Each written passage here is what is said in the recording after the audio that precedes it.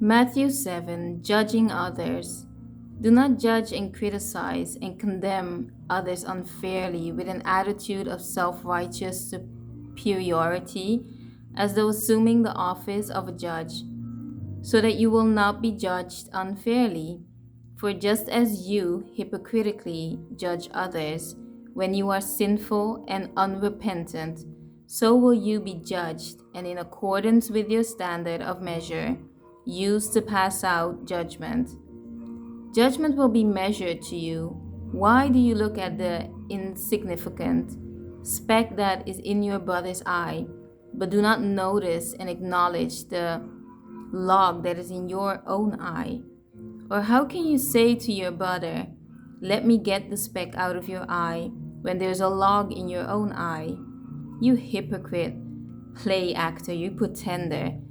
First get the log out of your own eye, and then you will see clearly to take the speck out of your brother's eye.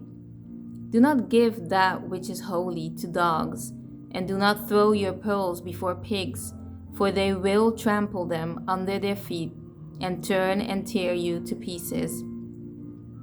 Prayer and the Golden Rule. Ask and keep on asking, and it will be given to you. Seek and keep on seeking, and you will find. Knock and keep on knocking, and the door will be opened to you.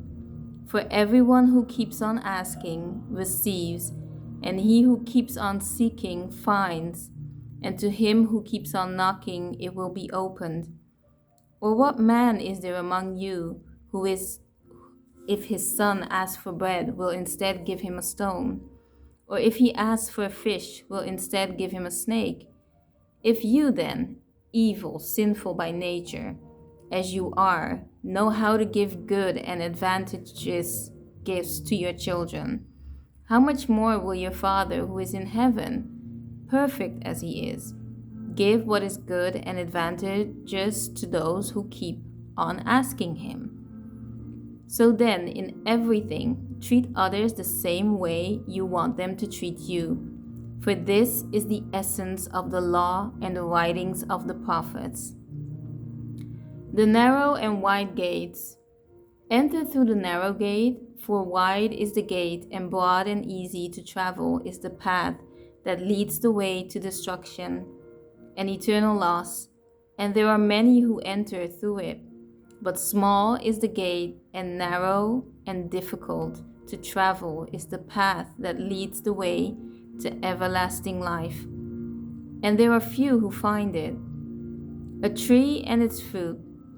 Beware of the false prophets, the false teachers who come to you dressed as sheep, appearing gentle and innocent, but inwardly are ravenous wolves.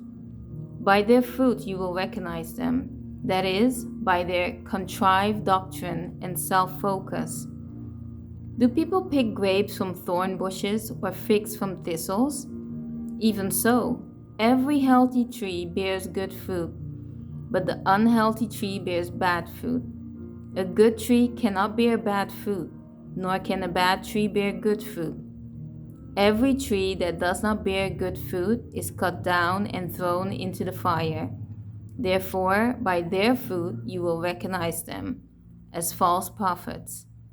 Not everyone who says to me, "Lord, Lord," will enter the kingdom of heaven, but only he who does the will of my Father who is in heaven.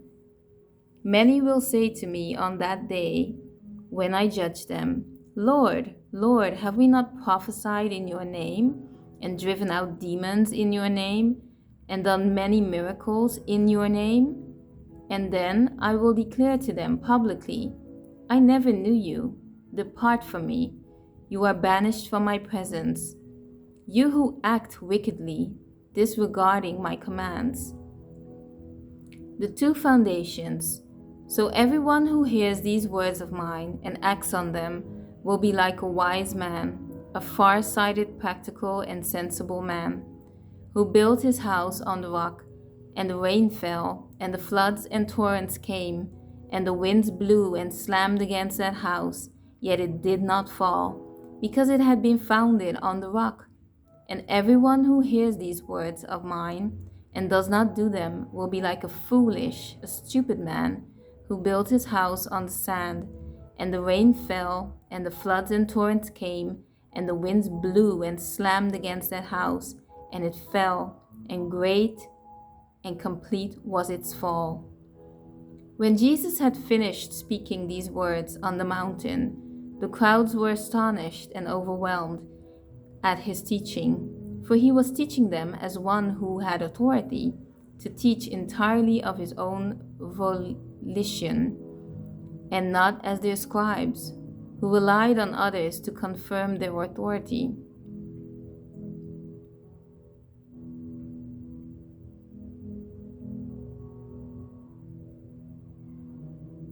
I do believe we should treat others as we would like to be treated.